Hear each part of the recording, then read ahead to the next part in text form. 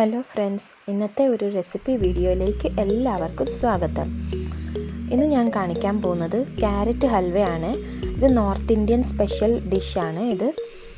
അപ്പം നമുക്കിത് എങ്ങനെയാണ് ഉണ്ടാക്കുന്നത് നോക്കാം. ആദ്യം തന്നെ ഞാനൊരു 4-5 ക്യാരറ്റ് എടുത്തിട്ടുണ്ട്. അത് കുക്കറിനകത്ത് നമ്മൾ വേവിക്കാൻ വെച്ചേക്കുക. ഒരു 4-5 വിസിൽ വരെ ഒന്ന് വേവിച്ചെടുക്കണം. അത് കഴിഞ്ഞ് അതിനെ സ്ട്രെയിൻ ചെയ്ത് എടുത്താൽ മതിയെ.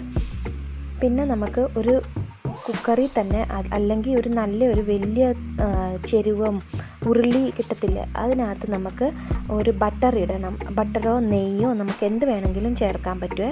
പക്ഷേ നെയ്ക്കകത്താണ് നല്ല ടേസ്റ്റ് കിട്ടുന്നത്. ക്യാരറ്റ് ഒന്ന് നല്ലോണം ഉടഞ്ഞു വരുമ്പോഴത്തേക്കിന് പഞ്ചസാരയും ഏലക്കായും കൂടെ പൊടിച്ചതിട്ട് കൊടുക്കണം. വേണമെങ്കിൽ 2 ഗ്രാമ്പും കൂടെ ചേർത്ത് കൊടുക്കാവേ. അത് ഒന്ന് നല്ലോണം ഇളക്കി അതൊന്ന് ആ വെള്ളമൊക്കെ ഒന്ന് പറ്റി വരണം. ഒരു വറ്റി വരുന്നിടം വരെ നമുക്ക് ആ ക്യാരറ്റ് ഒന്ന് ഇളക്കി കൊടുക്കണേ, ഒരു 2-3 മിനിറ്റ്. അത് കഴിയുമ്പോഴത്തേക്കിന് അതൊന്ന് വറ്റി വന്നപ്പോഴത്തേക്കിന് ഞാനൊരു 2 കട്ടോളിയാണ്. കട്ടോളി എന്ന് പറഞ്ഞാൽ ഒരു 2 ഗ്ലാസ് പാല് ചേർത്ത് കൊടുത്തിട്ടുണ്ട്. കൂടാതെ ഒരു പിടി തേങ്ങ ചെരുവിയതും ചേർത്ത് കൊടുത്തിട്ടുണ്ട്.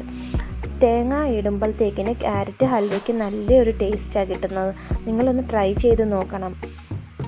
പിന്നെ ഇത് നമ്മൾ പൊടിച്ച് വെച്ച എള്ളും കൂടെയാണ്. ഈ എള്ള് നമ്മളൊന്ന് ഉണക്കി ഒന്ന് റോസ്റ്റ് ചെയ്തൊന്ന് പൊടിച്ചെടുക്കണം.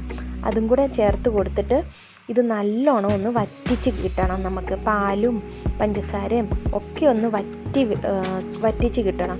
ഇപ്പം ഞാൻ എൻ്റെ കുക്കറിൽ തന്നെ ഞാൻ ചെയ്ത് നോക്കിയപ്പോഴേ അത് ഇങ്ങനെ തെറിക്കുന്നുണ്ടായിരുന്നു, ഈ ചൂട് വെള്ളം എൻ്റെ കയ്യിലോട്ട്.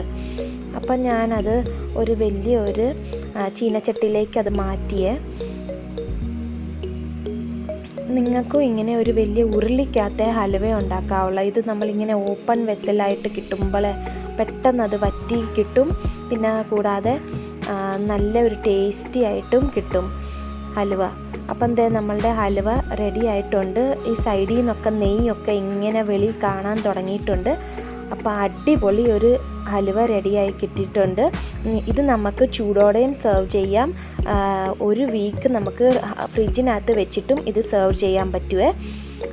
ഒട്ടും കേടാവത്തില്ല. സ്റ്റോർ ചെയ്യുന്നത് നല്ലൊരു പാത്രത്തിൽ നിങ്ങൾക്ക് സ്റ്റോർ ചെയ്തെടുക്കാൻ പറ്റും.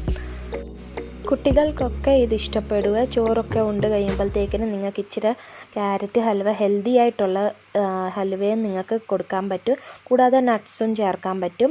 ഇപ്പോൾ എൻ്റെ കുഞ്ഞിന് നട്ട്സ് ഇഷ്ടമില്ലാത്തതുകൊണ്ടാണ് ഞാൻ നട്ട്സ് ചേർത്തില്ല. അപ്പോൾ ഇനിയും വേറൊരു വീഡിയോ ആയിട്ട് വീണ്ടും കാണാം. Till then bye, take care, thanks for watching.